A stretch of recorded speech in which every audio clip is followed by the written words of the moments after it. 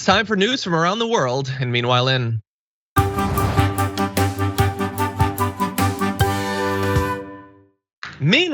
Mexico, hey, some progress here with their Supreme Court voting yesterday to decriminalize abortion, which is huge. Not only for a country to do this, but a country with such a large Catholic population. The Chief Justice Arturo Zaldivar said today is a watershed in the history of the rights of women and pregnant people, above all the most vulnerable. And that is huge for the region. And by that I mean it's right near Texas, and Texas think about how backwards they are in comparison to the move being made in Mexico. But Mexico has been making some progress in this area. Female politicians now make up half of the National Congress, and an ambitious constitutional reform passed in 2019 aims to ensure gender equality in senior government positions. While abortion remains illegal in most of Latin America, there has been a surge in demonstration demanding more rights for women, particularly focused on rising violence. And as of right now, 4 countries in Latin America allow abortion under virtually all circumstances in the early stages of pregnancy. That's Argentina, Cuba, Uruguay, and Guyana. At the other end of the spectrum, some nations forbid abortion for any reason. In El Salvador, for instance, women accused of aborting a fetus can be prosecuted on assault or homicide charges and face decades in prison. So obviously a lot of work to be done in some other countries in Latin and South America, and in many states here in the United States as well, but good news for Mexico. Yeah, our self-proclaimed pedestal keeps getting chipped away by our own policies. So as we keep talking about our superiority over other countries and our policies that are inclusive and provide freedom for every American, and other countries just don't know how to do it, therefore we have to go and invade them and institute our ways of freedom. It continues, I mean, just obvious nature and reality shows other nations are progressing and we're regressing. It's, as you mentioned, it's next door to the state where all of the news is happening, with the exact opposite kinds of rights. One's being extended and others being taken away. So yeah. Well, I mean, and it ties in what we were talking about before. Like some people in Mexico apparently understand that a country can't be strong unless it harnesses the full potential of its entire population, not slightly less than 50%. That is strength. Having a country that's run, culturally in terms of its media by a bunch of guys that think that we should block women from any position of power or influence, that's weakness. How's that gonna work out? Meanwhile,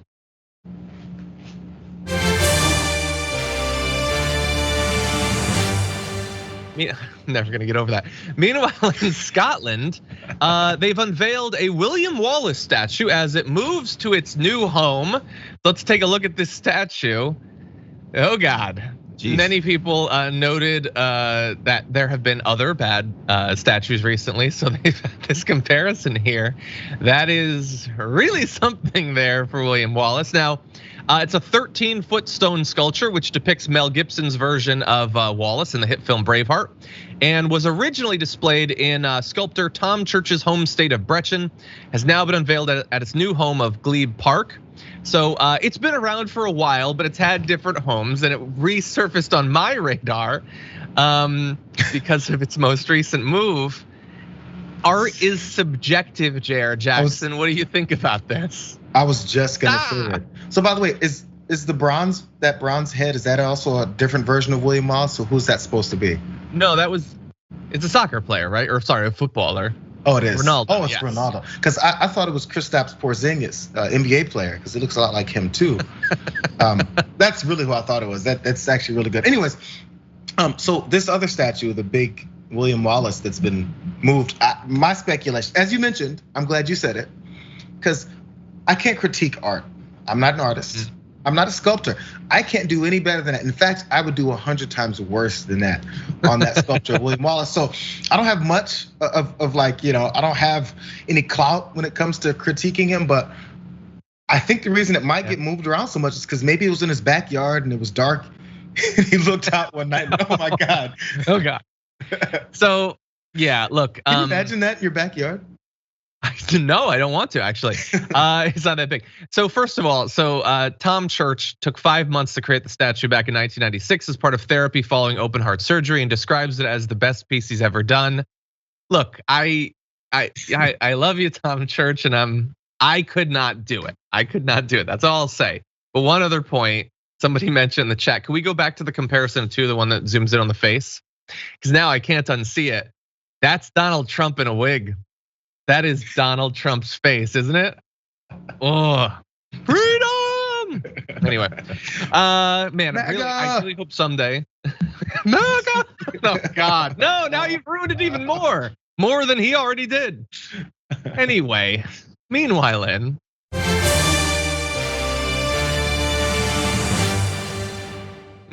while everything's going to hell, India has had some good progress in vaccination. In fact, they administered more COVID-19 vaccine doses than all of the G7 nations put together in August. 180 million vaccine doses administered in the month of August, which is a ton. Now, obviously, it is a very large population. That's, I'm bad at math, but somewhere around 1/10 of the population, less. More. So there's still a lot of people to be vaccinated, but it is great progress. And let's show some of these visualizations you're seeing there. 180 million doses compares to 40 million in Japan, just 23 million in the US, where millions of doses are going to waste. How fun is that? All the way down to 5 million in the UK and 3 million in Canada. And you can see the world comparison here where Brazil did a very good job. Remember, Brazil was really struggling. Obviously, they've been hit very hard by the pandemic, but they're doing a good job of vaccinating. And you can see there Indonesia and Mexico as well. So great progress there by India, JR. Yeah, no, and you're talking about the numbers and how big of a population is there, and that's that's the thing. At least maybe this is a promising sign. Whatever it is that they used, I was looking for a potential, what is that ramped up the change, because it was getting chaotic, and probably still is to a degree. To exactly what it is that they needed to get this done. And honestly, I like the cartoonish drawing in that first slide. It really harkens me back to like kindergarten. Maybe this is what we need, like cartoon drawings of a nice little drawing of a nurse giving someone a shot. And maybe folks will be less concerned about getting it done. Yeah, maybe it's good news for them. For us though, hey, here's a fun comparison. There were almost 300% more hospitalized COVID-19 patients over Labor Day weekend in the US compared to a year ago. So after we've vaccinated millions and millions and millions of people, it's 3 times worse than a year before.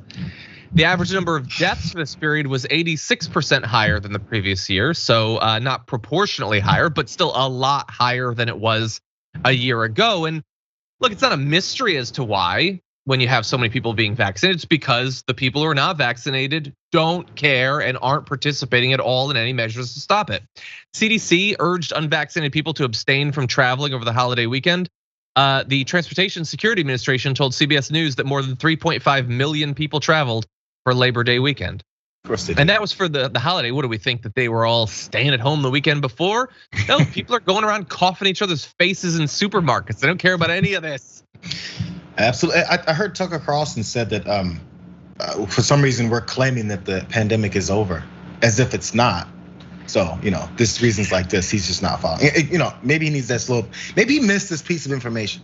That's all. I don't know. Maybe. Terrible research, unfortunately, for that team. Anyway, meanwhile, in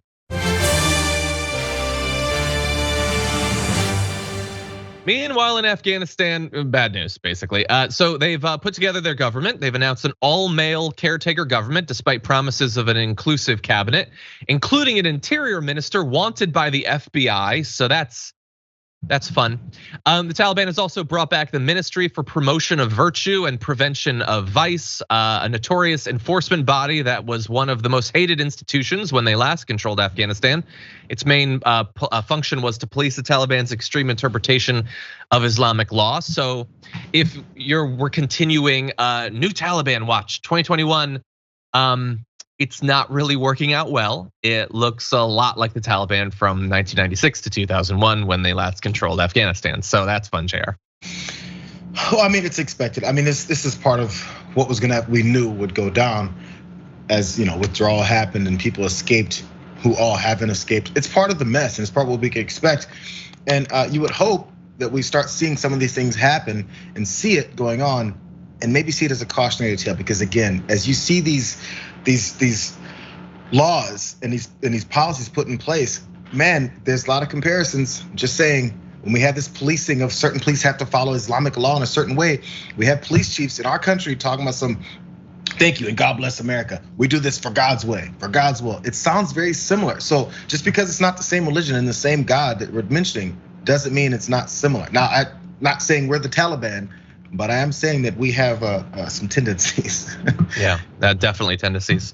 And speaking of which, actually, let's circle around to something we were just talking about, which is sports. A protest in before we get to that, a protest in Western Herat ended with 2 dead and 4 injured. The Guardian saw video of Taliban dispersing protesters with gunfire, so the violence thing is also returning. But in terms of sports, the Taliban have confirmed that women won't be allowed to play cricket or any other sport. The deputy head of the Taliban's Cultural Commission said that sport is not seen as something that is important for women. He said, I don't think women will be allowed to play cricket because it is not necessary that women should play cricket. In cricket, they might face a situation where their face and body will not be covered. Islam does not allow women to be seen like this. It is the media era, and there will be photos and videos, and then people watch it. Islam and the Islamic Emirate, which they're calling Afghanistan, do not allow women to play cricket or play the kinds of sports where they get exposed. And he went on to say that women are feminizing sports, which are for men, and he won't allow it. And he's not going to apologize for it. And yeah, why are you crying? Why are you whining? You're the one that's whining. Anyway, he's gonna have a show on Daily Wire soon. Head of the Taliban Cultural Commission. Any thoughts about that? No, as I'm saying, it seems like a radical thing to make those comparisons, but it's okay to look it up and actually try and avoid these types of approaches. Yeah. Oh, the news. Big News Wednesday, hitting you hard. Anyway, Jayar Jackson, as always, thank you for joining us. It would not be Big News Wednesday without you. I'm just waiting for the next one. I'm gonna sit right here until next Wednesday. Okay, we'll have you soon. Get Sprocket ready. Get him some of those 700,000 treats.